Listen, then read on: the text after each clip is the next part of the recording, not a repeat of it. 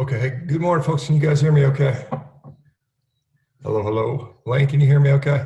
I can hear you. How are you? I'm well, thank you. And thanks for doing this. Happy Sunday to you. Appreciate you taking the time out. Uh, First of all, just so you know, we've got several people. There'll be more probably coming in as the next few minutes come by. They're all going to be on mute. You and I are the only one that are going to be able to talk audio. They may type in some questions in the chat that I'll try to relay to you if they're appropriate. But first of all, I was just going to read a little bit of your bio. So you acting and you record a lot of stuff on YouTube. So tell us a little bit about yourself, your background, where kind of where you come from, and how you got to where you are today. yeah, sure. I was born in Louisiana, and I did some community theater type stuff, and I got into the whole acting thing. Got a degree in performing arts, and then, excuse me, I discovered YouTube, and I just started engrossing myself into YouTube. I've been on the platform since I think 2008 or something like that. So, plenty of experience there. And then I discovered the carnivore diet whenever I was talking to my barber one day, and he was telling me all about that. So I'm very excited to share my story with you guys today. Yeah, and so I do want to definitely touch into that, but I mean just back to the stuff with the YouTube and stuff like that. So you've been doing that for you said 20, several years, 15 years or something like that. What has been the focus of the YouTube as you've gone over time? Is it just documenting life and family, or do you have a theme, or I've had what's many different focuses throughout the years. Kind of what I'm focused on right now is I've got two channels. One is called Dad Reviews, where I just review products from a dad's perspective. And then the other one is called the Travel Vlog Family, and that's where I document our family's travels as we travel throughout the country. In fact, we're embarking on a 30-day road trip to 16 national parks coming up here. We're leaving, I think, the middle of next week. and so I'm just which one is the one you spend the most time on of the two channels there? I probably spend about equal amount of time on both, honestly.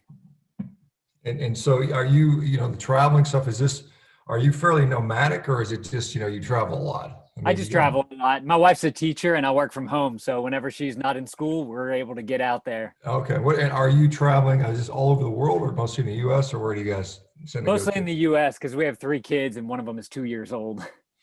Yeah, that makes traveling a challenge. I've done some international trips with a 2-year-old, and that's a challenging situation. I think that just a little kid kind of triples your luggage requirements, it seems. Yes, it does. Like, trying to get to 100%. airport security is a pain. So Right. I mean, I would assume the traveling maybe has taken somewhat of it, it's been slowed down a little bit due to pandemic stuff, or has that not been the case for you? Not too much because we had friends and family that we could kind of rely on as we traveled. So we just stayed with them whenever we could. In fact, last summer we took 3 road trips, one to Texas, one to Florida, and one to the Carolinas. So it really didn't hinder us too much. Yeah, I see those are kind of warm weather locations for the most part. Maybe the Carolinas, arguably not, but so let's. I guess we'll delve into this carnivore thing a little bit.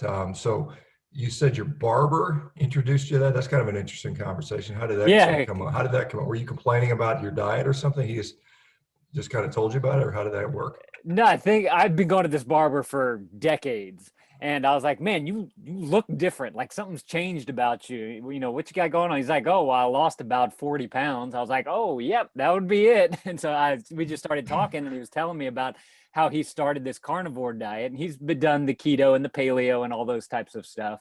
But his main concern is that he had psoriasis, and he noticed that whenever he started doing carnivore, his psoriasis started to clear up. So that was the first indication to me, like, huh, maybe there's something into this. And so he actually sent me a text message. He was telling me about your book, and he sent me a text message. He said, here, read this book. And it was, your book, The Carnivore Diet. And I was like, okay, I'll check it out. And at the time, it was kind of interesting because I was interested in building a food forest and, creating fruit trees and vegetables and whatnot. And it was something that I like to do, but it wasn't like a forefront for me.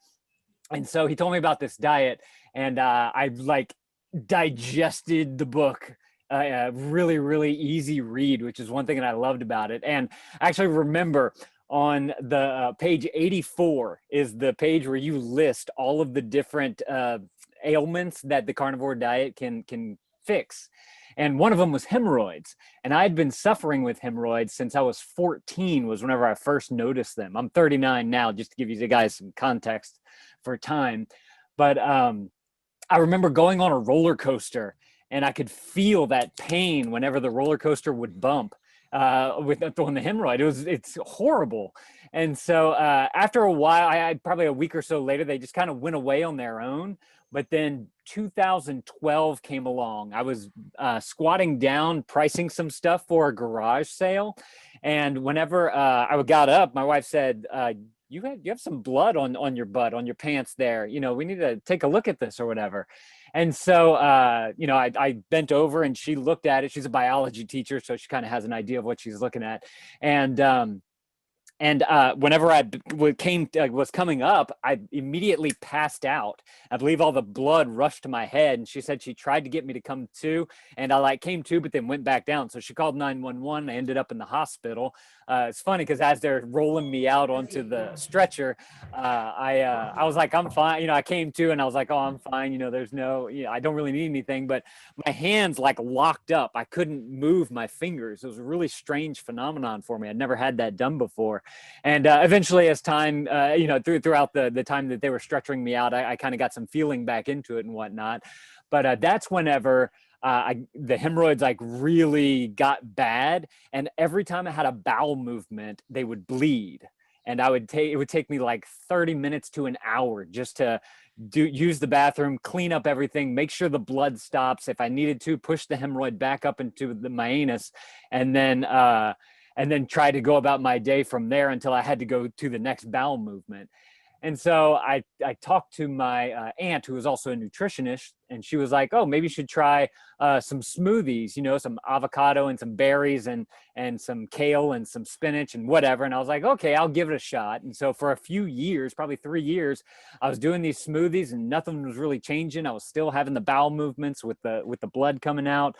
And so whenever I read that page in your book of page 84 saying that it cures hemorrhoids, I was like, okay, I've gone about almost 10 years now with no relief. It's worth giving it a shot. And so I got on, I started doing the carnivore diet, and lo and behold, my hemorrhoids are not bleeding anymore. And I can thank you to this day for that.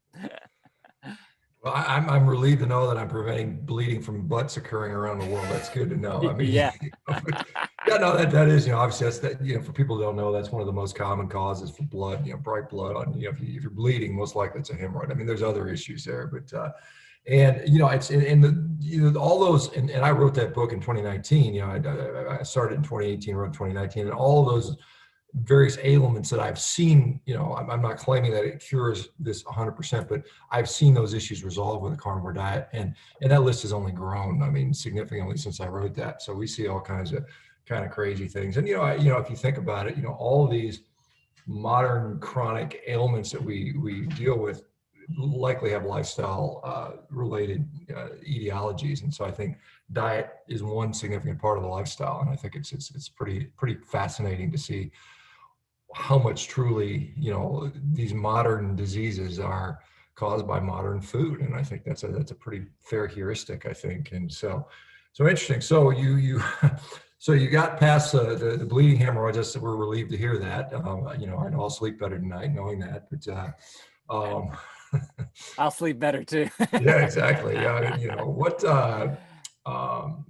did you notice anything else with regard? I mean, weight loss or any other improvements besides that? Was that something that you noticed as well? I never really had an issue with weight. I've been about 145 to 150 since I was about 14 years old. I will say that my energy seems to have perked up a bit. The one thing that I'm waiting for right now is I don't know if this is even possible, for the hemorrhoids to totally go away and I wouldn't have that issue anymore, because right now they still do pop out whenever I have the bowel movement, but they don't they don't bleed anymore. So that's one thing that I don't know if my body's just like working on that, you know, kind of hardcore with this diet right now. And as it finishes up that, I'll start to feel even more better because my body will have hopefully have more resources to be able to work on other parts of my body. Does that make sense? Yeah, well, I understand what you're saying. I mean, how long have you been doing the diet, just for perspective, because I didn't catch that part. I started it in February of 2020, so almost a year and a half now. Okay, okay. And what about the rest of the family? Did they think you were kind of crazy when you did this, or how did that work out? A little bit. My wife was she was kind of like I guess you can try it, you know. She can cook, you know, however she cooks because she's the main cook in the house, and I'll just eat the protein out of whatever she cooks. And then breakfast is fairly simple. I just do bacon and eggs, and for lunch I just have a hamburger patty with some cheese on top and some salt. So you know, it wasn't that drastic of a change. I just went from a smoothie at lunch to a burger, and I just changed my cereal to bacon and eggs. And then the kids eat bacon and eggs as well. So, Probably pretty happy kids too. yeah, yeah. So, so with regard to the traveling you do, a lot of people ask about, well, how do you make a carnivore diet? I get this question all the time. I'm a trucker. I travel for work, whatever. I don't find it hard to find carnivore foods on the road, at least particularly in the U.S. and most developed countries. But how do you fit it in with the travel schedule when you're traveling? I could say, first of all, whenever I got into the carnivore diet, I realized how little I needed to eat throughout the day as well. I didn't like my body felt satiated enough to get me through long periods of time. So I can go, you know, wake up and eat breakfast, have a good hearty breakfast, you know, bacon and eggs type of thing. And then I can usually go till mid-afternoon before I actually, and we have little kids, so we eat breakfast at like 6 or 7 o'clock in the morning, and I can go to like, I don't know, 3 o'clock maybe, and not have to worry about anything. And whenever I do start to get hungry, I find whenever we're traveling, at least, and we're on the road, usually we take road trips. You know, beef jerky works really well, beef sticks, all that kind of stuff.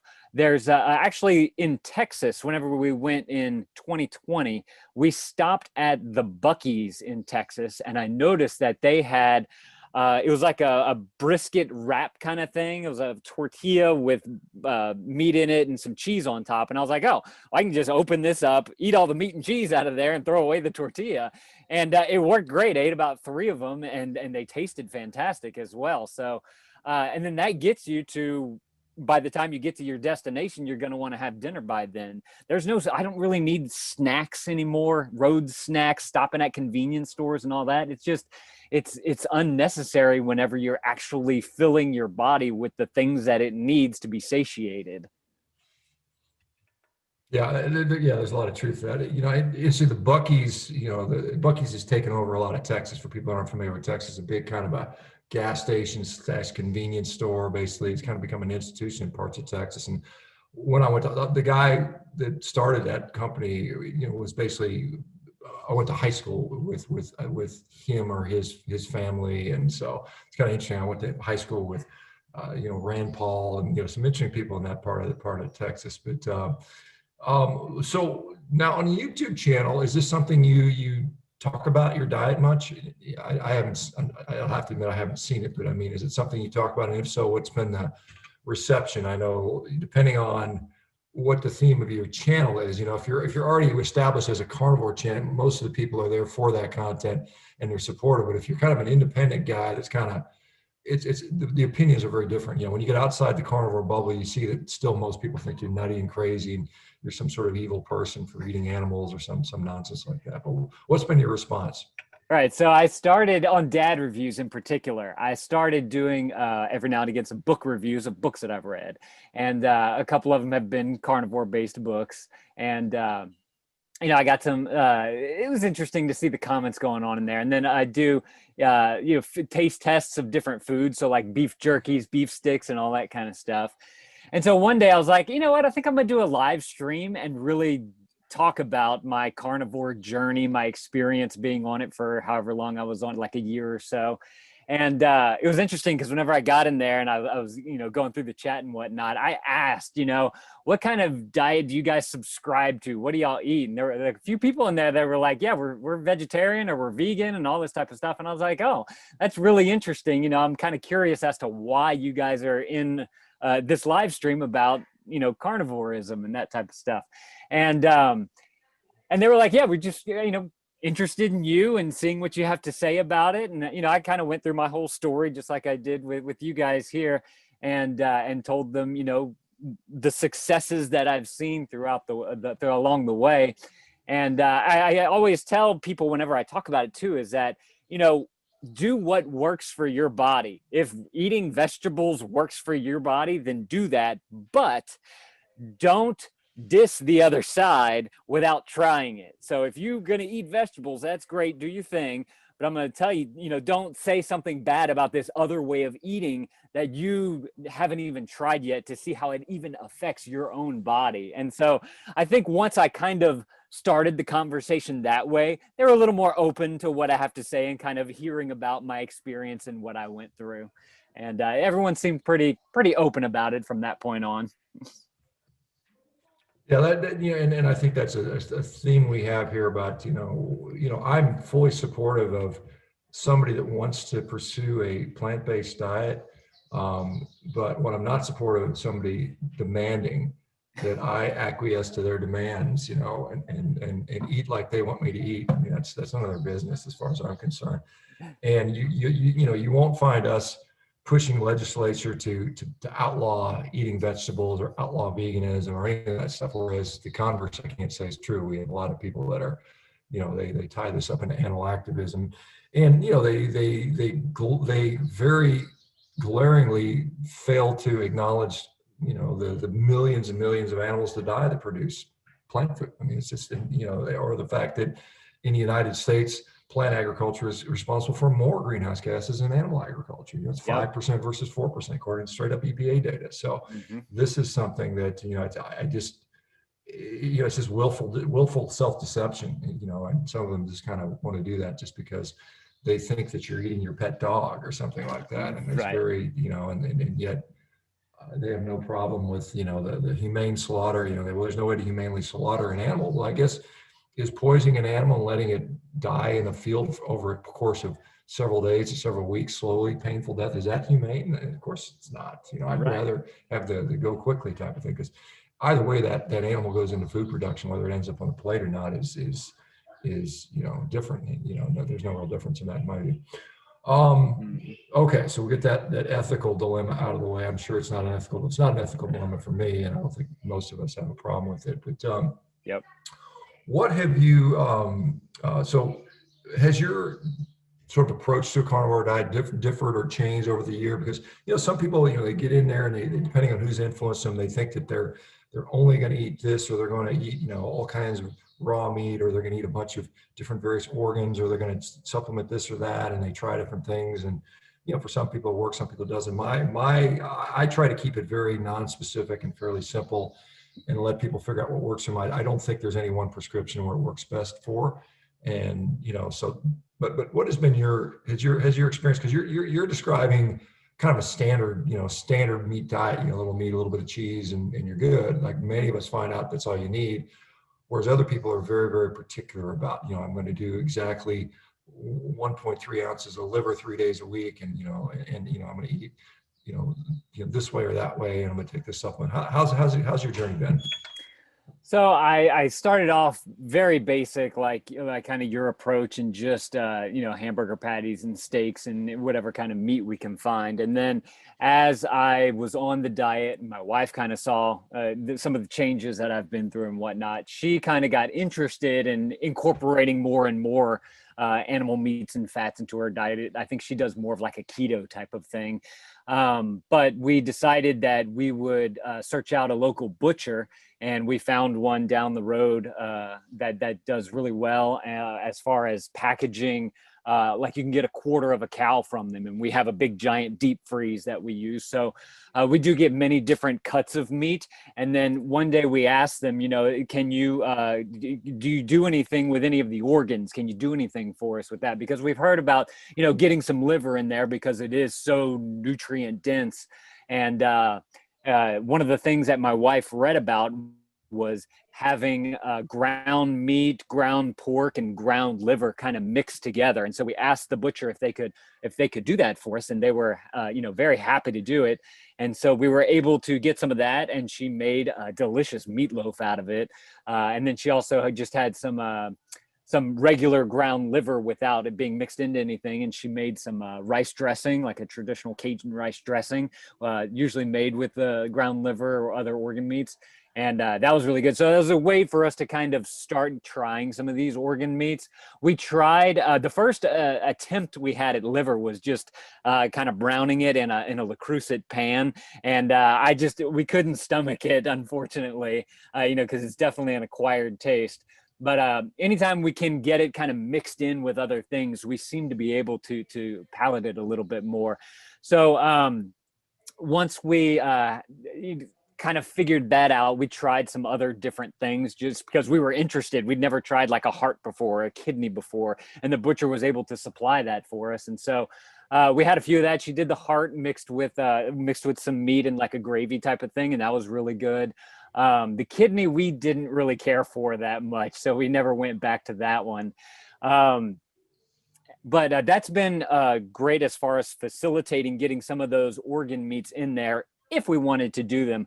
Another thing that my wife did for me is for Christmas one year, actually last year, she got me the supplements of beef organs and that type of stuff. And so whenever I feel like I need them, I take some. I don't take them on a regular basis or anything. I just, you know, whenever I think about it, I'll take a, you know, a beef organ supplement, or even some you can get a tallow supplement as well. I take those as well if I need like a little bit of an energy boost type of thing. And I've seen success with that. I feel like I feel a little bit better whenever I have those types of extra organs or supplements within my diet. But for the most part, it's pretty basic. Yeah, fair enough on that. Yeah. So what has been your favorite thing to eat? I mean, you can't pass up a good ribeye or a good T-bone.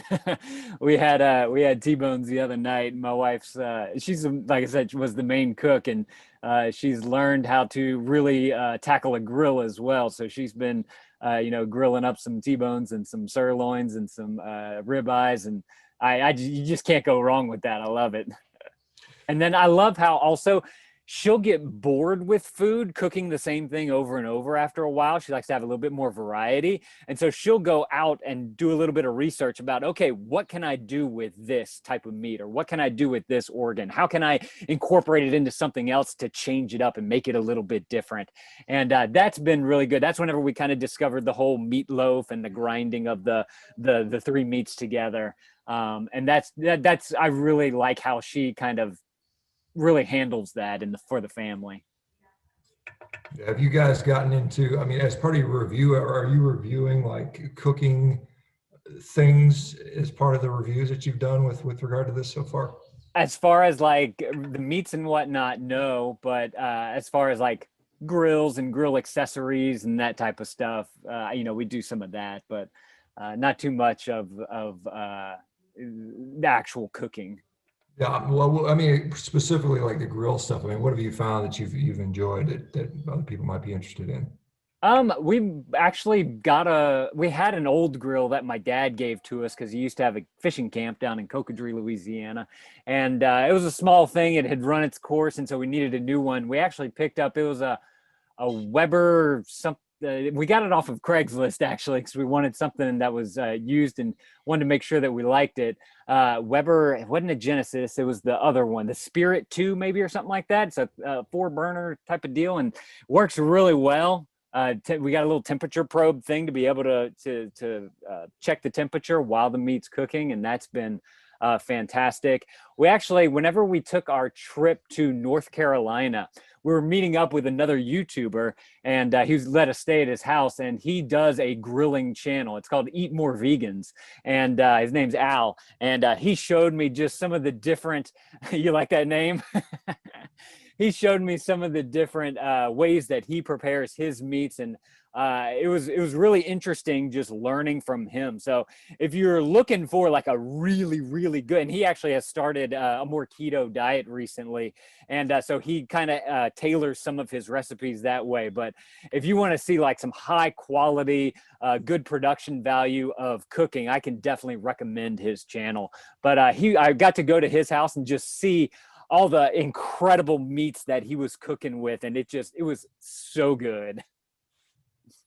Yeah, I can tell you, I don't think there's anything that beats a really well done, type of meat. I mean, it's just a phenomenal food, and some of these. This is the one thing that kind of frustrates me because obviously I like meat, and I'll watch some of these channels, and you have these guys, these pit masters, these guys are expert at smoking or making meats, and many of them are obese, and it just frustrates me because, and I know they're just eating, they're drinking beer, and they're eating all the junk and the Coca-Colas and the all the stuff that goes with that, all the sides and stuff like that. It'd be nice to get, you look at like and I don't know what his diet is, but this guy Salt Bay, everybody knows him. He's a restaurateur from Turkish guy, and he's lean and athletic looking, and I would assume he's eating a lot of meat, but he's one of these guys where you have this, one of the way to represent this. And I was in at a conference. I met this guy a couple of times. There's a physician I believe he's in South Dakota, perhaps, maybe Wyoming, and he's a family practice physician, but he's a big proponent of low carb, keto, and carnivore diets. And I've talked with him a number of times. And he was talking about that he was frustrated with a lot of the ranchers being obese. And he's saying, look, if you're going to promote a product, you need to look the part as healthy. And so that's something that hopefully, these people that are involved with meat production, meat preparation, realize that the message they're sending out is probably, from a health standpoint, is contrary to the message we want to get out there, that it is a health food. And that's why, like I said, I'm constantly trying to say, look, I'm actually pretty healthy and I eat a lot of meat. And so hopefully more people will get that message and put it in the light it is, because we have these, folks that are, going on other type of diet, plant-based folks. And, they're trying to demonstrate how healthy they are, and that's something that I think is, when we reduce the processed junk food out of the diet, it makes a huge difference regardless. Now, I think the meat is superior in providing you better health, and particularly when it comes to lean muscle mass and stuff like that. And that's one thing that I really like about Al's channel, is that he is, you can see one from the beginning, his first few videos before he started the diet that he's on now. I mean, he was a big dude. And throughout you can see his weight loss journey through his videos. And now that he's starting to just talk a little bit, sprinkle in a little bit of it into his cooks, he's starting to get comments. Oh man, you're looking great, looking good. Weight loss is going well. And throughout just the short time that he's been doing it, I think he's already lost about 40 pounds, which is incredible. One, because he's changing his health for the better, but two, he's also showing these other people, these other barbecue enthusiasts, and hopefully other channels that, hey, this can be a really good lifestyle as far as, making yourself look like someone who eats meat and is healthy. Yeah, and hopefully that message will get through the community, because it's, I think what you do, what I do, what many of us do on social media has a huge influence on a lot of people. I mean, these people, you see something looks like something's doing something the right way, and people are going to want to emulate that. Whereas if you appear sick and unhealthy, people are like, I'm not really interested in what you have to say. I mean, well, your steaks look good, but beyond that, I'm not going to listen to you for, and not everybody has to be a health guru. I mean, obviously we need people that tell us about how to fix our cars and save money on this and that type of stuff. You said what about your kiddos? Are they happy with this, with the change in the dietary regime, with the cereal switching out for bacon and eggs? What's the thought there? So they kind of flip back and forth, I think, between the two, which is I don't think is not necessarily a bad thing. But I cook bacon and eggs for them every morning if they want it. And they usually eat it. But whenever the weekend comes around, they might want a bowl of cereal or something like that. Like this morning, I believe they had some oatmeal. But we try to get rid of all of the really highly processed type of sugary cereals. We don't buy the Cheerios and the Fruit Loops and the Lucky Charms and all that. We try to stick with, if it's gonna be some kind of grain, like an oat grain or something granola-ish, I guess, if you will. We're pretty stringent about looking at the labels of packaging to make sure it doesn't have a bunch of junk in it, and we've been doing that for a long time now. So we've always been fairly health conscious, and it's I think adopting this form of eating and lifestyle, and then having that kind of foundation of reading the labels and being very particular about what we're going to eat has really set us up to have a lot of success. And so whenever the kids came along, we knew what we needed to do so that they could have better health. And as we like drive them to school in the morning or whatever, I try to teach them, this is why we eat meat and this is why we eat eggs, because it's good for you. It has all the nutrition that you need in there, as opposed to name a vegetable and I can tell you that it's not going to have as nutritious of a profile. And I try to talk to them about, ketosis and how we're burning fat whenever we're in ketosis. Our body is using that as fuel as opposed to carbohydrates.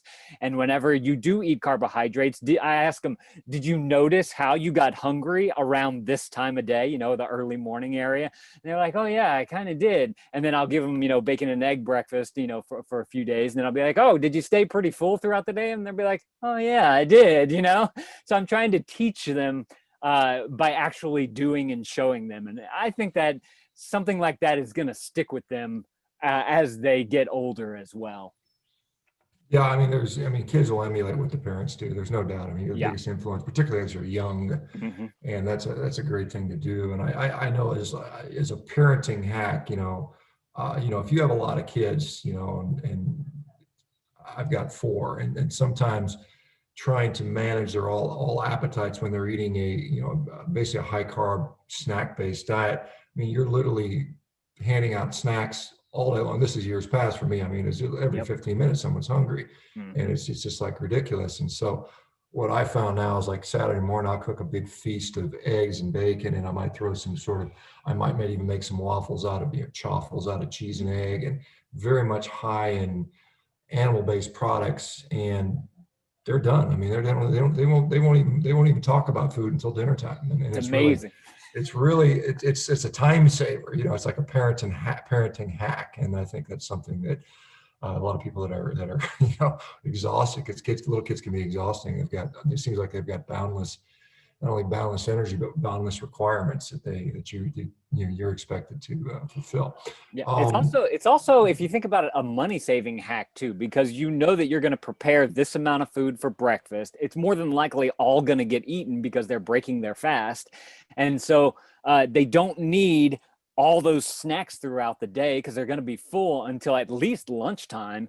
And then you just prepare something for them there. So the cookies and the crackers and all that type of stuff, it's really unnecessary. You do not need that for your kids. In fact, we have a 2-year-old in our house, and every time he wakes up from his nap, my wife sometimes has some chocolate hidden in the back just because she wants, a little chocolate snack or whatever. Excuse me. And it's all gone now. We don't have any more. So he'll, after his nap, he'll ask to go up into that cabinet, and I'll hold him up and I'll be like, what do you want? There's nothing up there for you. There's no snack. There's pork rinds up there. You want some pork rinds?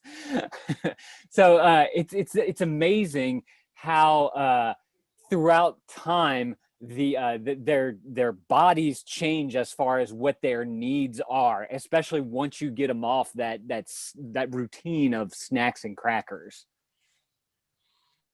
Yeah, I was just lamenting recently the fact that, well, and this is not something new, but I picked up a bottle of infant formula, a container, and it was, ingredient number 1, corn syrup solids, ingredient number 2, vegetable oil, and so you start these kids off on the back foot to start with. These Right. kids are, already medical, and I don't know. I think as a little kid, I probably was exposed. Well, I know I ate the junky cereals. I ate the Frankenberry and Blueberry and Count Chocula and whatever else, the Fruity Pebbles and Cocoa Pebbles. And I mean, I lived on that stuff as a kid. And I turned out okay. I mean, that's debatable. Some people think I'm kind of crazy, but but I mean, you can turn it around. But I'd rather, I mean, honestly, I think I would have had probably less issues.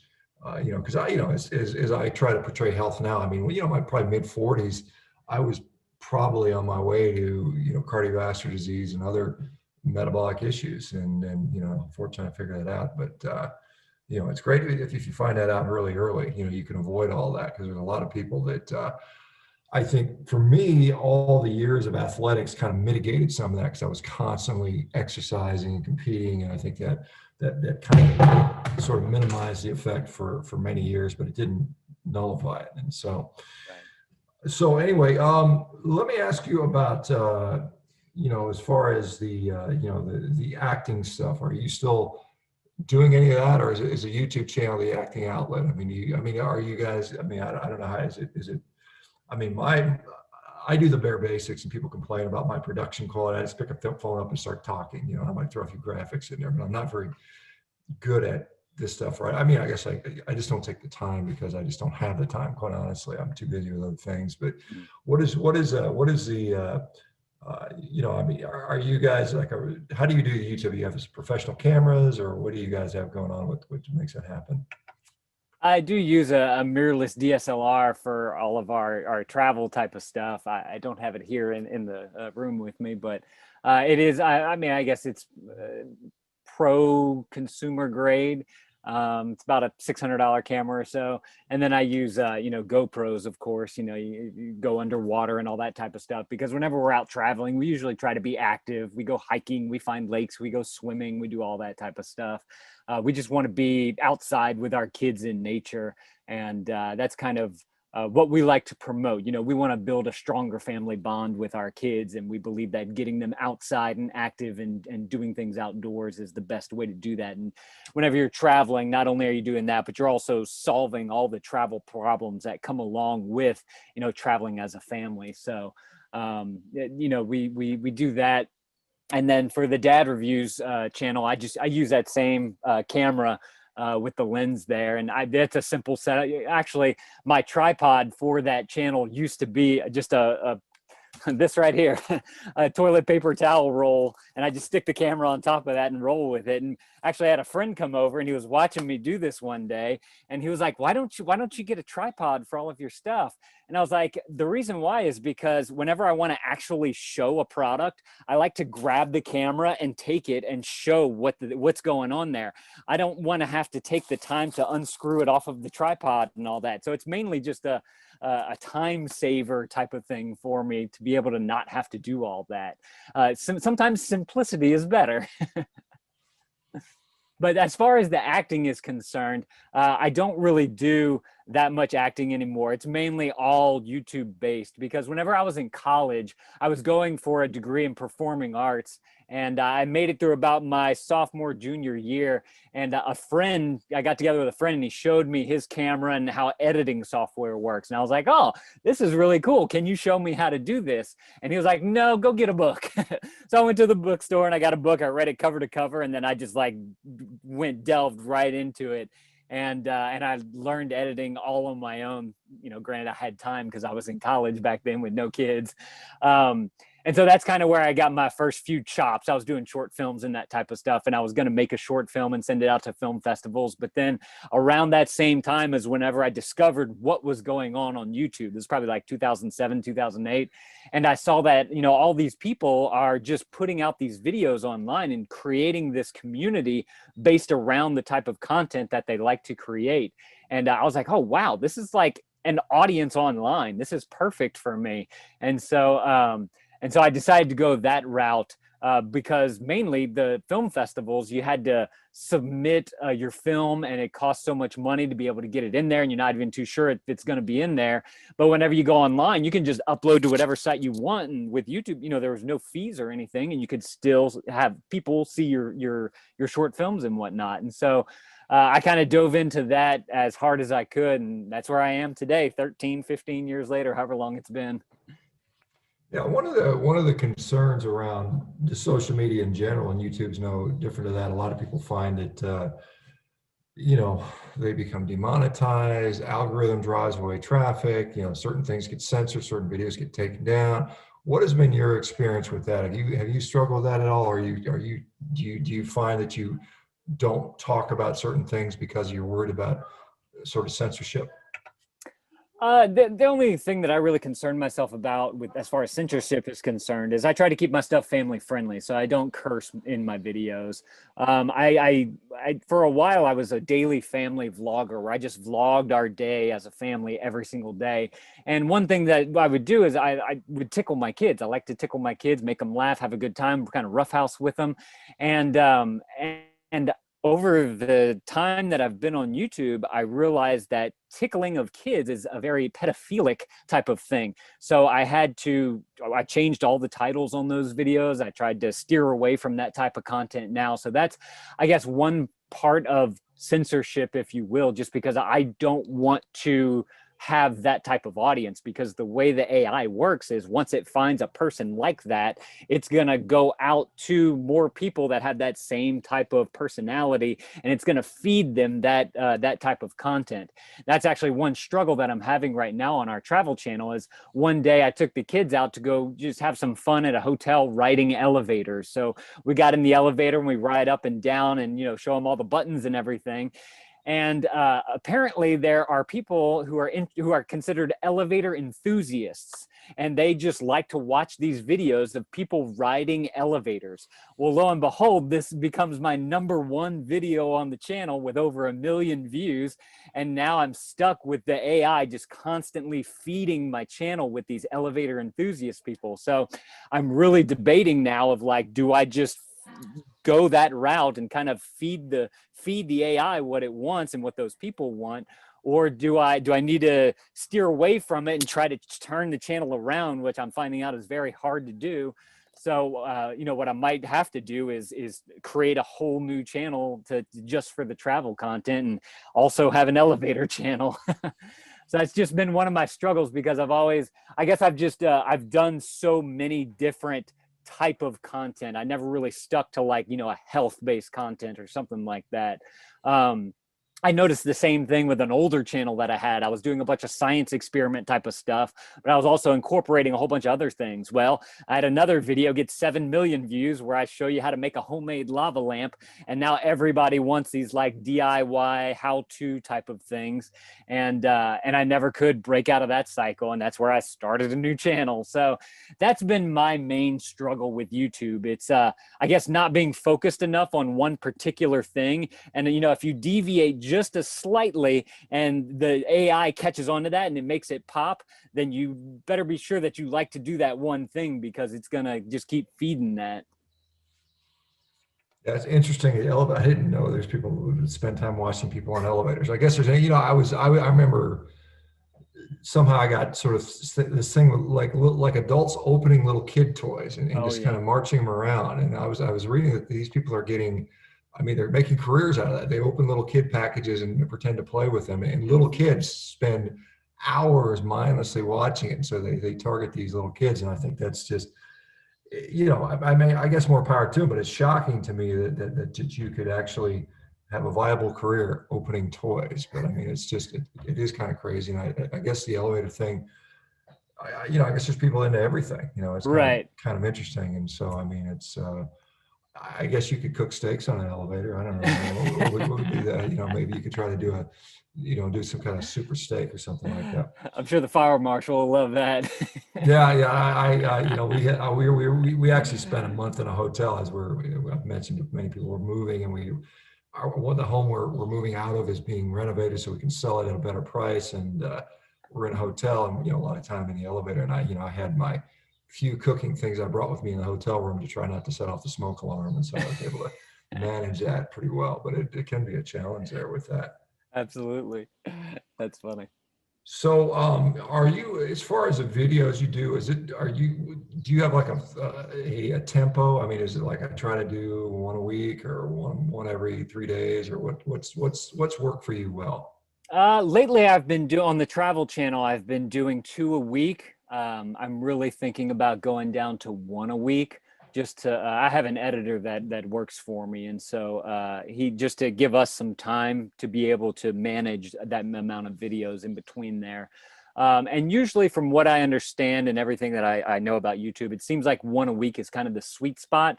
And then as you kind of develop your system a little bit better, if you want to throw in an extra video into your programming, you can do that.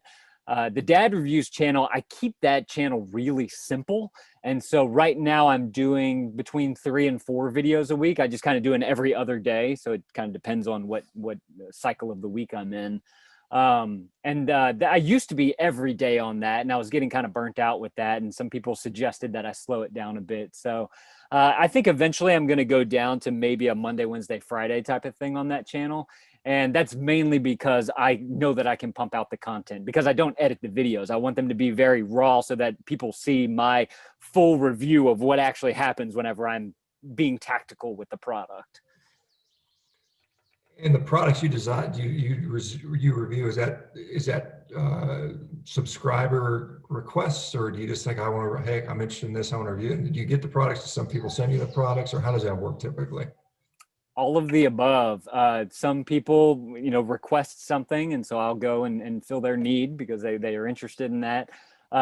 Usually, it started off with me just going around the house finding things that I like and that we have, and I just decided to start showing that to the audience, and that went over really well. It was able to let me have a catalog of products. And people were like, I actually had a friend, another YouTube friend who traveled a lot, and he was like, aren't you going to ever run out of products? And I was like, not really, because one thing that I do is I do taste tests, and we like to try different types of food and whatnot. So that kind of keeps the bucket full, if you want to say. And then, having kids at different ages, that's always bringing in new products, new toys, new gadgets, new things that we go travel with, that type of stuff. So I'm able to just keep the supply running pretty nicely. And then I've noticed that ever since I started this channel, because it's a review channel, companies have been reaching out to me more and more because they want me to do like an unboxing or review of some of their products. And so I kind of opened it up to them. I have a PO box set up. If you want to just send me something, you can send it to me. Or if you want to, collaborate together and do some type of sponsored deal, I can do that as well. And so, like you said, I said all of the above to everything that you mentioned. I don't discount anything. Whether it's a product for a dad, like I have a tactical soap scrubber that I use that you put your soap into that works really well, or it could be a board game that I play with the kids, or food because I do these taste tests. There's many different. There's not one aspect of type of product that I review on the channel. How often do I mean, obviously, if it's something you've purchased in your home, I mean, every once in a while we'll buy something. We're like, this sucks. I mean, how often do you do negative reviews? Is that a feature, or do you? Because I get people, they want to send me stuff, and I'm like, a lot of times it's like, hey, I'm never going to use that. I'm not going to eat your fake food, whatever. I don't want this supplement. I mean, I get inundated with that stuff. I keep telling people, no, I don't have, no thanks. And sometimes somebody sent me something and I don't really like it, and I'm like, I'm not even gonna bother talking about it. But so most of the reviews I've done, and I've done very few, have been generally things I actually like and use. But do you get I mean, because there's almost like an expectation. Well, they gave it to you for free, they expect a good review, and I mean, Mm-hmm. I know some people maybe acquiesce to that, and others are just, I'm just gonna be honest. So what's been the negative review percentage for you? Well, whenever it comes to working with a company, I mainly, and they're, it's a sponsored type of thing. I mainly just do an unboxing video for them. It's not a review. It's literally, I have the package that I just got from UPS in the mail, and I'm going to rip it open and show you what's in the box and kind of fiddle with everything to make sure everything seems pretty legit and, nothing's falling apart or broken or anything like that. And I'm going to, I usually show the instructions. This is the amount of instructions that you get. It's a very tactical and hands-on type of thing. Whenever it's a product that I've purchased, I'll go through, I'll do the same unboxing video. There's a pair of glasses that I've got that had a little camera in the bridge right there. And it was something that I was interested in. And I got them and I did the unboxing of it, gave it, I was like, this thing looks great, feels great, like it on the face. Here's the instructions. Here's how everything is inputted, the SD cards and all that type of stuff. But whenever it came down to it, to the end product, I ended up doing a second video because the quality of the video and the audio was horrible on it. And it actually prompted me to start a series of videos called Returned. These are products that I've returned and this is the reason why. And so honestly, there hadn't been that many of those type of products because I try to research the products that I'm going through whenever I want to buy something. I'm pretty good at like reading other people's reviews and make sure it's something that I want to go through with.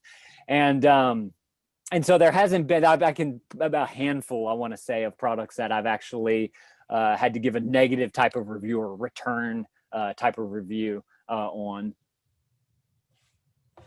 Yeah, I think that's fair enough. With your, I guess I assume you're the principal person for the channel. Are the kids and the wife featured in the videos pretty commonly, or are they like, I don't want to, do you ever have to struggle with, hey, we don't want to be on camera, or is everybody pretty open to that? Everybody's pretty open to it because we've been doing it for so long. Like I said, I was a daily family vlogger, and I did that for 6.5 years. I started back in 2009, and our kids were born in 2012, 13, and 18. So they've pretty much grew up with a camera, at times.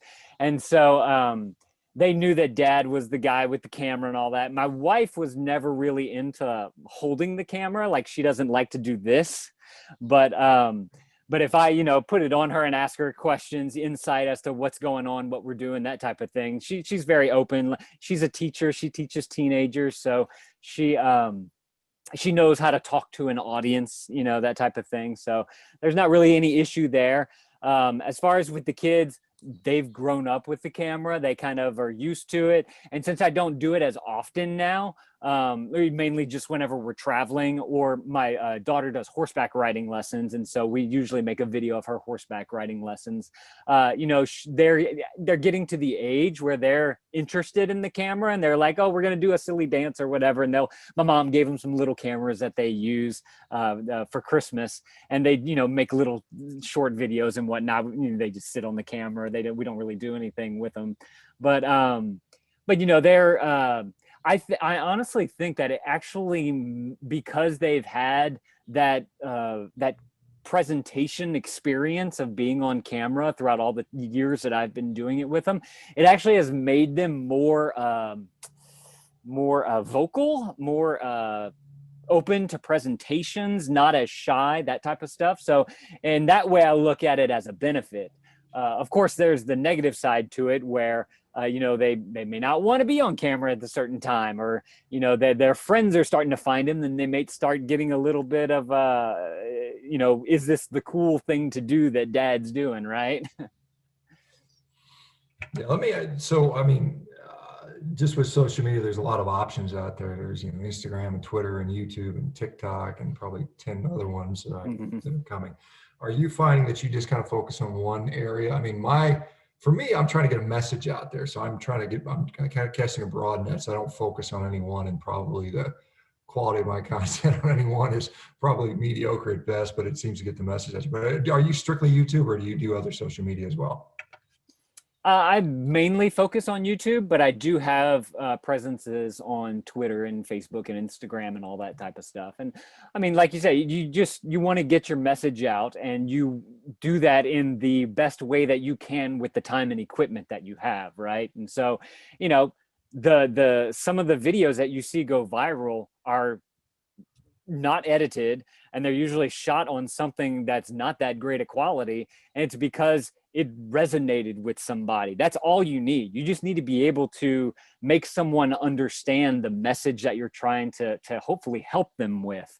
There's a guy, actually, I was watching the other day. I think I found him in a Facebook group. He was in a carnivore guy. He's this really big dude, and he's like really working out, trying to feel better and do something with his health. And it was just like potato type of video footage. It was horrible video footage, you know, of him just like lifting weights and showing that he's doing something, being accountable. And he's gaining this following in this Facebook group of him just showing his journey. And that's what people really care about. They care about the message and the journey that you're taking them on. And if you can fulfill those two things, then you're going to be fine. You don't need the fancy equipment. You don't need the fancy editing, you know. And if you want, it is good, I think, to focus on one particular social media platform so that you can find where that core is, but then also you can, you know, throw up a piece of that particular content onto all of these other platforms so that you are spreading that message so you can reach as many people as possible. Does that make sense? Yeah, I understand the strategy. You kind of get them to feed each other, and you kind of trying to get people on different platforms, because it's interesting. Like I said, I kind of laugh about the fact, my kids laugh at me because I started this little TikTok thing about just over a week ago, and I've got maybe getting close to 2,000 people on that, and it's such a different demographic. It's a very young demographic, and so it's not who I usually get to, but like you said, some of the stuff I put up, which I think is, in my view, pretty good content, and then some of the stuff I think was just kind of throwaway, and the throwaway stuff, whatever, gets the most people looking at it for some time. Kind of, it's just funny how that stuff works. You never know what's going to happen. And so I think I guess the thing is just consistency. Consistency over time, you'll get something that draws in the content. And like I said, it's one of those things where, you have to have some sort of either inspiring or entertaining aspect to capture the audience, and then you can teach them. I kind of use the term edutainment. You educate and entertain at the same time. Well, I'll tell you what, Lane, this has been really nice. It's been a great way to spend a Sunday morning. I appreciate you spending your time with us. Can you tell us just to reiterate the name of your channels, where to find you, anything else you'd like to share before we go?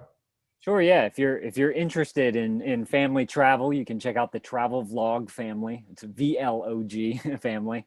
And then the review channel is Dad Reviews. And that's where I probably talk more about the carnivore diet on that channel. If you go there and search carnivore, you'll probably find the videos that are associated with that. And I think I did like that live stream that I did was like an hour and a half long. So if you want to go like really in depth with what I've learned throughout my carnivore journey, that'd be a great video for everyone to go to. Then of course I've got all the Twitter, Facebook, Instagram. It's all Lane Vids, LANEVIDS. My name is Lane. I make videos. Perfect. And do you guys have is there another travel trip you guys got planned coming up that you know of? Summertime? Yeah, we're leaving in a week and a half right after school lets out, and we are going to 16 national parks. We're going out west, and we're going to do it in 30 days. So it should be very interesting and very fast-paced as well, especially going with 3 kids. So we're very excited about that. I've never been to that part of the U.S., up in the Utah, Colorado, Arizona, New Mexico type of area. So we're looking forward to getting outside. Very nice. Well, if you get in New Mexico, there's a place called Tent Rocks, which would be something you should go check out. It's between Albuquerque and Santa Fe. It's Kashikatui, I think, is the Indian name for it, but it's a pretty neat little landscape. It's got these crazy rock formations that only form in like 2 parts of the world. I think they're in Turkey. So. Oh, cool. All right. Well, anyway, guys, you guys have a great Sunday. We'll see you guys back Monday. Thanks again, Lane. You guys have a great time, and enjoy your trip. Bye. Thanks for having me. Okay. Bye, everybody. Take care.